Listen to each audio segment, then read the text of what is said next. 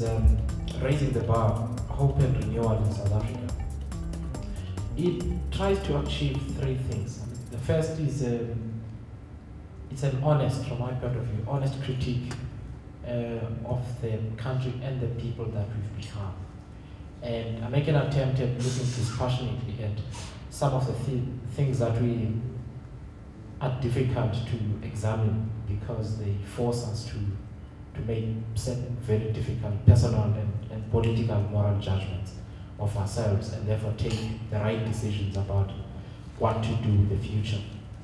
That is the first. The second is that it attempts to make various proposals with each of the areas that I examine, of which there are about 7 or 8, and to make proposals about how we can change the way we do things and shape a different future for us all.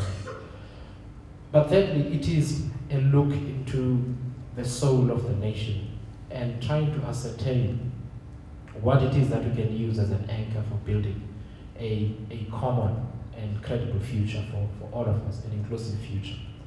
And it was as difficult to write as I think maybe it may be difficult for anyone to agree with everything that is written in it. And that is the intention. In short, though, what I realized at some point about 4 years ago is that we have become profoundly hypocritical. Sometimes we love Bishop Tutu, sometimes we hate him. When he criticizes the government, we love him. When he talks about transformation, we hate him.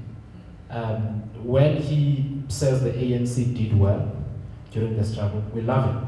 When he questions the ethics of the president, we hate him, and so on. There are many of these instances where we seem to go with the wind. We go with what is most convenient at the time, and we do not appear to have an ethical and moral center that anchors our attitude to matters of public life, to matters of governance, and therefore how we shape our future going forward. And I've asked myself whether the future can be anchored on a set of bureaucratic actions relating to what the government needs to do, to what business needs to do or not do, to what trade unions need to do or not do, and whether we can really call ourselves a society and call ourselves a nation when we do not have an ethical foundation for what we do in the future.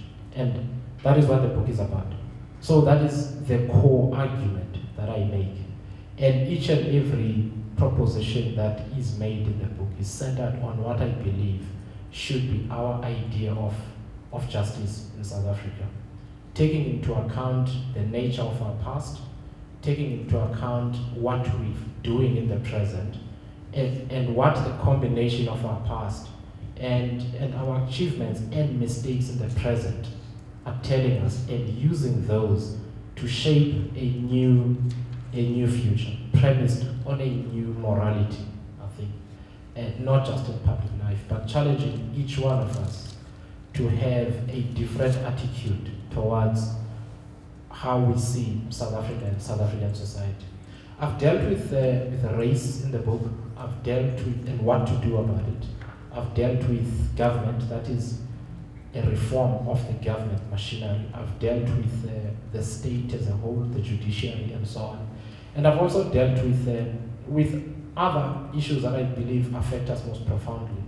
One of those is violence and our very intimate attitude, our very intimate relationship with violence. And that the premise is this for me, that any behavior, any belief that creates an environment where violence prospers is in itself inherently violent. So we have a society that is violent towards women, for instance, and we talk about how real men do this or shouldn't do that. But we never want to interrogate how inherently violent and hostile towards women our society as a whole is. The assumptions that we build into our beliefs, what we teach our children, and the attitudes that are displayed throughout, which make it a lot more possible for people who otherwise should feel ashamed of being violent towards women to be so. And this is a philosophy that I carry out through the book in talking about race and in talking about other areas of South African life.